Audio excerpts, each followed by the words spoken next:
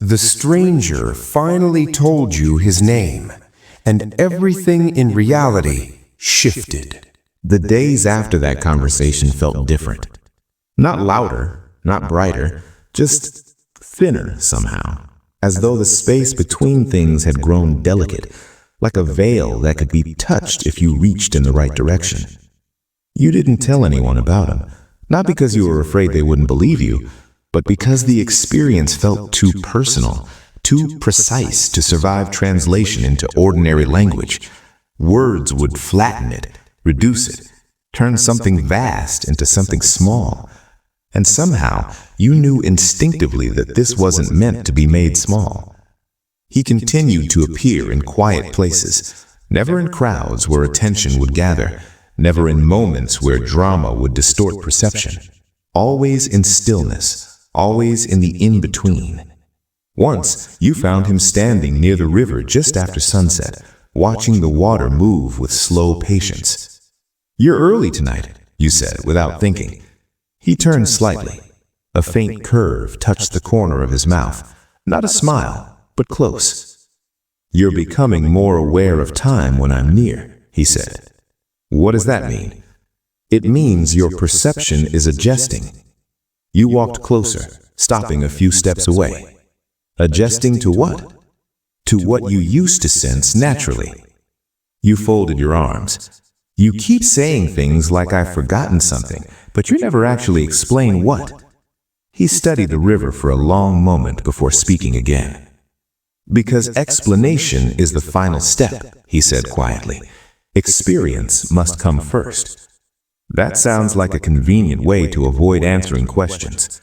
He looked at you now, fully. "Would you accept an answer that your mind could not yet hold?" he asked calmly. You hesitated. "I don't know," you admitted. "Then it would do harm rather than good." Silence settled between you, but it wasn't awkward. It felt structured, like something was happening inside the quiet itself. "Why did you tell me your name?" you asked after a while. "Because you reached the threshold where denial would be more damaging than truth." "And what threshold is that?" "The point where your awareness begins to affect others." You frowned. "Affect others how?" He tilted his head slightly, as if listening to something beyond the present moment. "You've noticed it, people becoming calmer around you, confessing things they did not intend to speak, feeling unsettled in your presence when they are hiding from themselves." You didn't answer immediately, because he was right. You had noticed. Conversations had shifted lately. Strangers had opened up unexpectedly. Friends had commented that being around you felt different. You dismissed it as coincidence or projection. "You're saying that's connected to all this?" you asked. "Yes." "How?"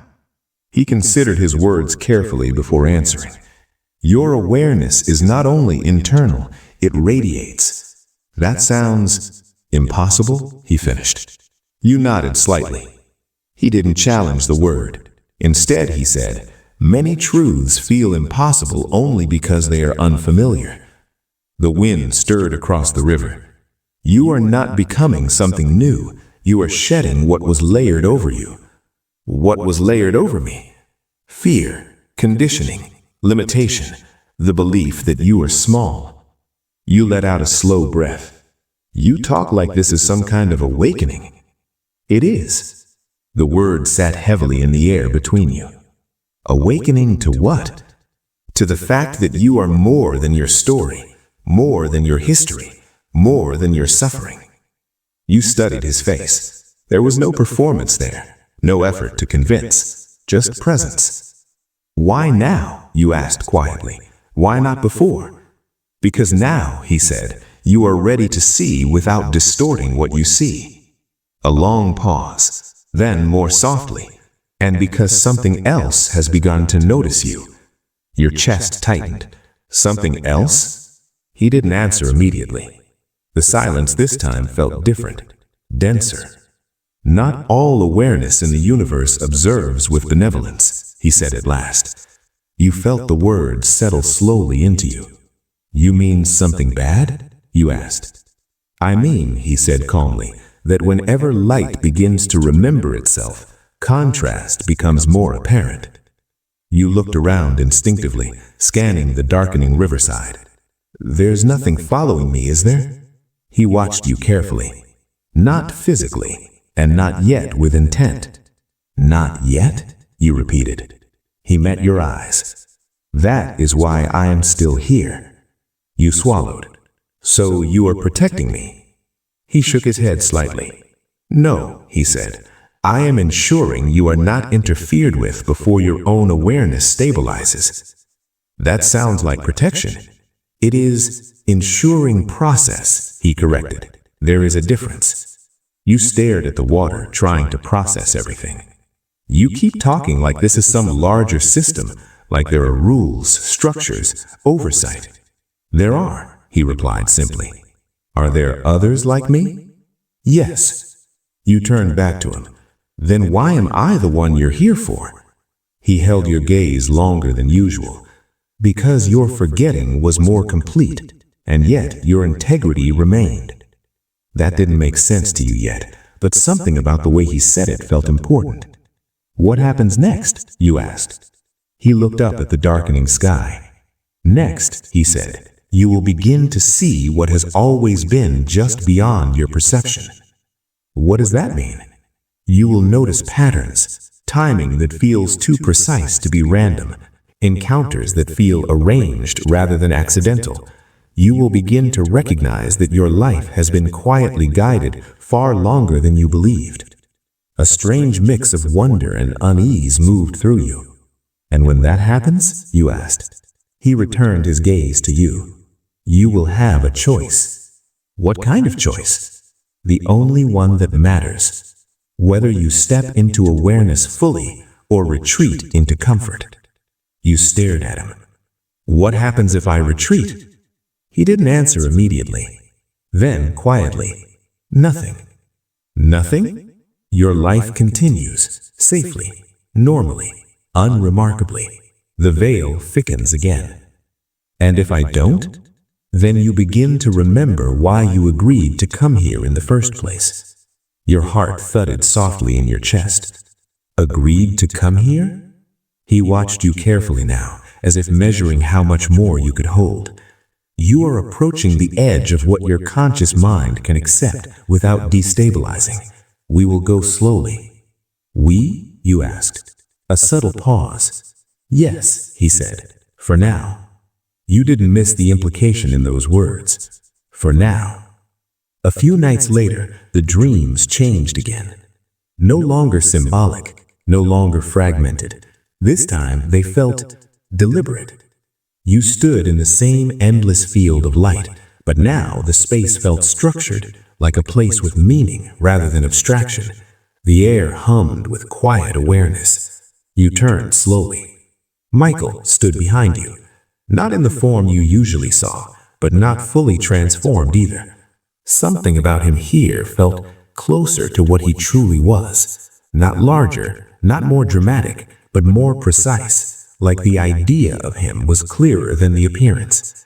You're crossing into deeper memory, he said. This feels familiar, you admitted. It is. You looked around. What is this place? A construct of your own awareness, a space your mind creates when it touches higher perception. That sounds complicated. It is, he acknowledged, but you do not need to understand it yet. You studied him. Why does this feel like you've been here with me before? You asked quietly. He didn't look surprised by the question. Because, he said gently, you are beginning to remember our first meeting. Your breath caught. Our first meeting? He stepped closer. The light around him shifted subtly, like something behind his form was stirring. Not in this life, he said, but before this life began. You felt something in you respond to those words, not intellectually, something deeper, something older. What happened? You whispered. He looked at you with an expression you had never seen before. Not neutrality, not calm, but something close to reverence. You chose, he said quietly, to forget everything. The words echoed strangely. I chose to forget? Yes. Why would anyone choose that? Because you wanted your humanity to be real, uninfluenced, unassisted, authentic. You shook your head slowly. That doesn't make sense.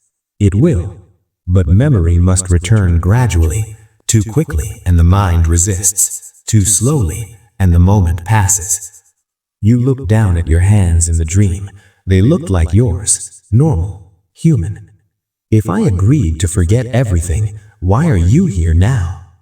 He held your gaze steadily. Because, he said, the forgetting has reached its purpose. You woke up before you could ask anything else. And when you opened your eyes, you knew with absolute certainty that whatever this was, it was only just beginning. A strange, subtle choreography between your inner state and the world around you. You began to trust the pauses, not blindly, not impulsively, but attentively. When something felt heavy, you delayed. When something felt open, you moved. When silence arrived, you listened. It wasn't that you suddenly knew what to do. It was that you started noticing when not to. And in that noticing, life seemed to respond. One afternoon, standing in line at a small grocery store, you felt it again. That familiar stillness, not the dramatic kind, the gentle internal hush that had always accompanied his presence. You didn't turn right away. You didn't have to. You're beginning to trust the current, Michael's voice said quietly beside you. You exhaled slowly. You could warn someone before you appear, you said. I did. You felt me before I spoke. You glanced toward him. He looked as he always did, unremarkable, calm, present, just another person waiting in line, and yet the space around him felt organized.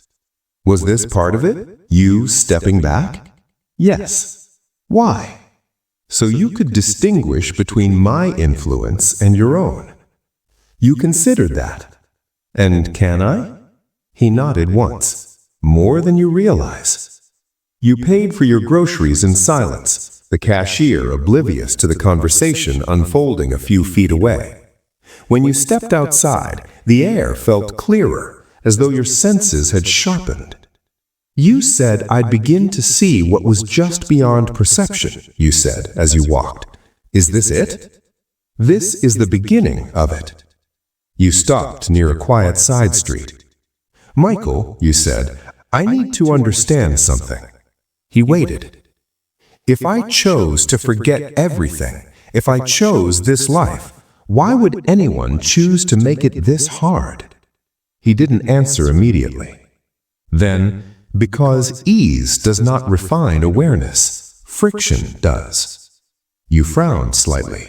That sounds like suffering is necessary. It is not suffering itself that refines, he corrected. It is the choice made in the presence of suffering.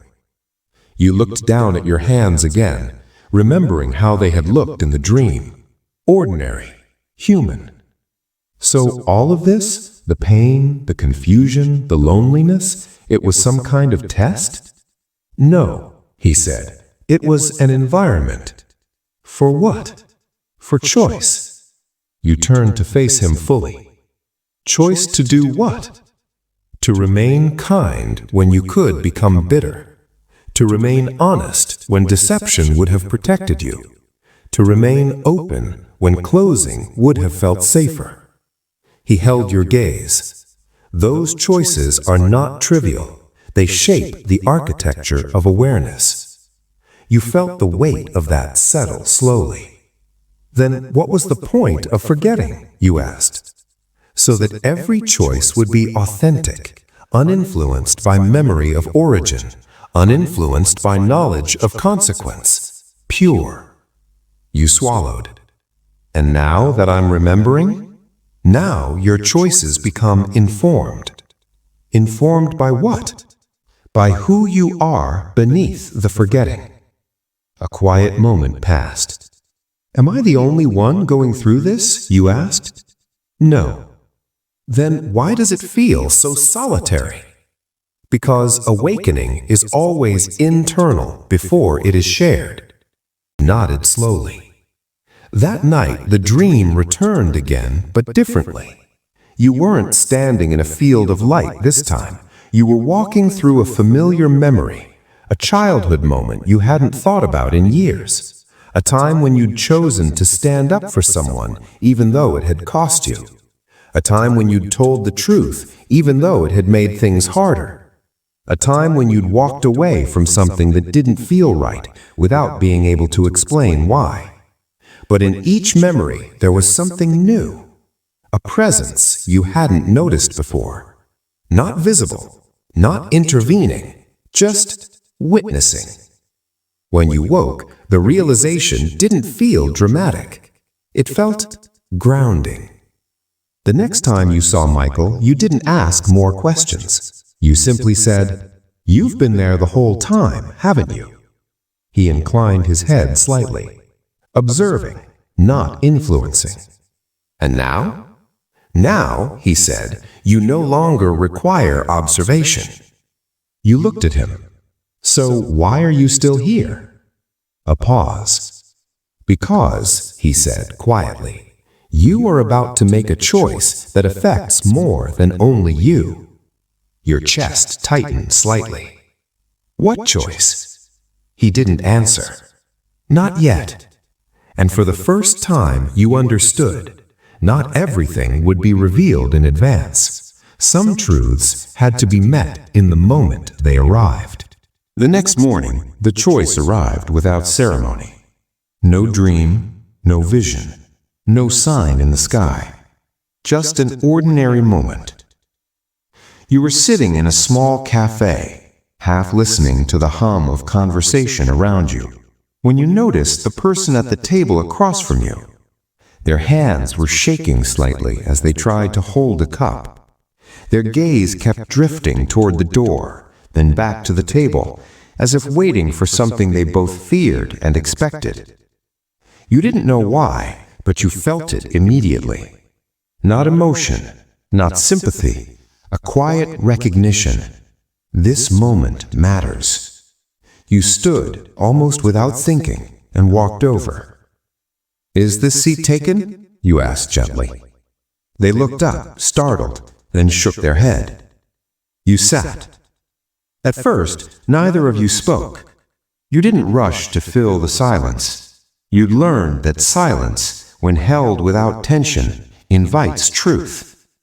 After a while, they said quietly, "I don't usually let strangers sit with me." You nodded. "You don't have to keep me company if you don't want to." They studied your face, as though trying to decide something. "I was supposed to meet someone here," they admitted, "but I think I'm glad they didn't show." You didn't ask why, you just listened. And slowly, without you prompting, they began to talk. About exhaustion, about feeling unseen, about carrying things they never spoke aloud, about standing at the edge of decisions that felt too heavy to make. You didn't give advice. You didn't offer solutions. You didn't try to fix anything.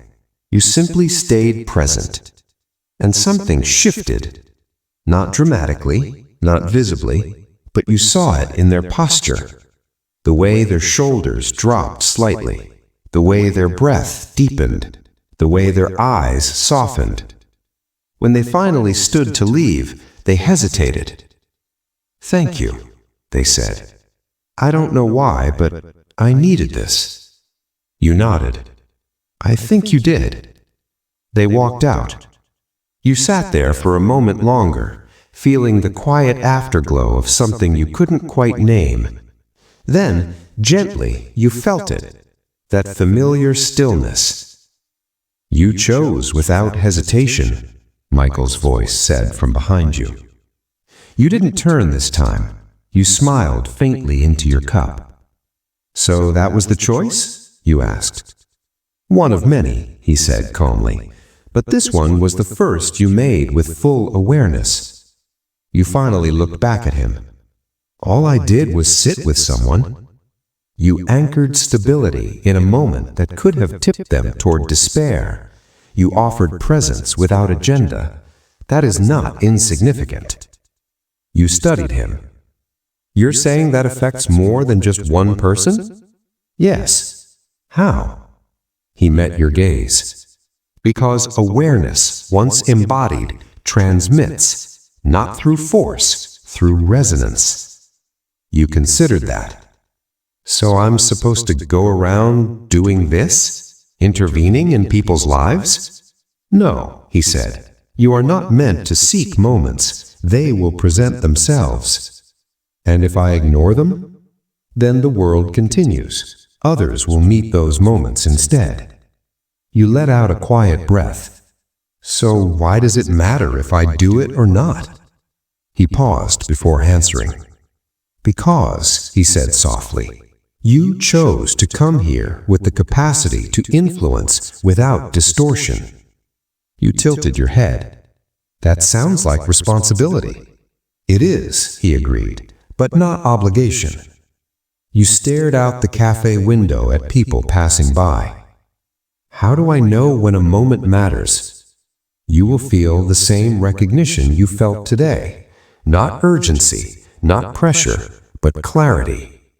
You nodded slowly. And what about the thing you said before, that something else was beginning to notice me? Michael's expression didn't change, but the air around him felt attentive. That remains true, he said. Is it getting closer? He studied you for a long moment. It is becoming more aware, just as you are. A quiet chill moved through you. Are we in danger? He didn't answer immediately. Then, carefully, awareness attracts attention. Attention creates contrast. Contrast does not always mean harm. You exhaled slowly. That's not comforting. It is honest. You appreciated that more than comfort. That night, the dream returned again. But this time, you weren't in light. You were in a vast, dim space, like the inside of something living. The air felt heavy, not oppressive, but dense with presence.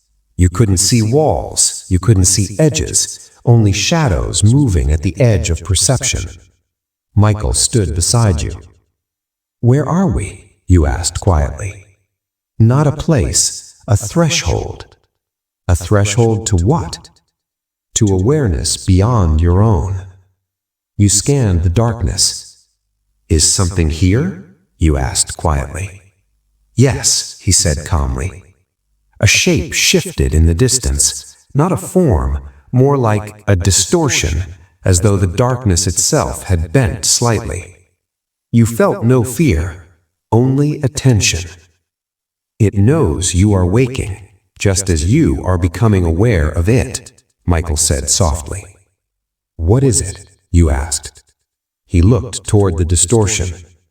It is not a being in the way you understand beings. It is a force that feeds on unconsciousness, on fragmentation, on fear. You watched the darkness carefully. And what does it want with me? You asked. He turned to you. It does not want you. It notices the absence of what it normally relies on. You frowned. Absence of what? Your unconsciousness, your fragmentation, your fear.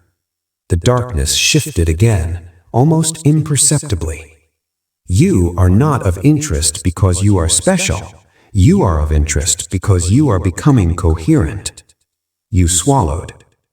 And what happens if it focuses on me? He turned to you. Then, he said, your awareness will be tested in ways it has not yet been tested. You looked back at the darkness. It did not move toward you. It simply observed, just as you were observing it. And in that mutual awareness, you understood something deeply unsettling. The story was no longer only about you remembering who you were. It was about whether you would remain steady while being seen.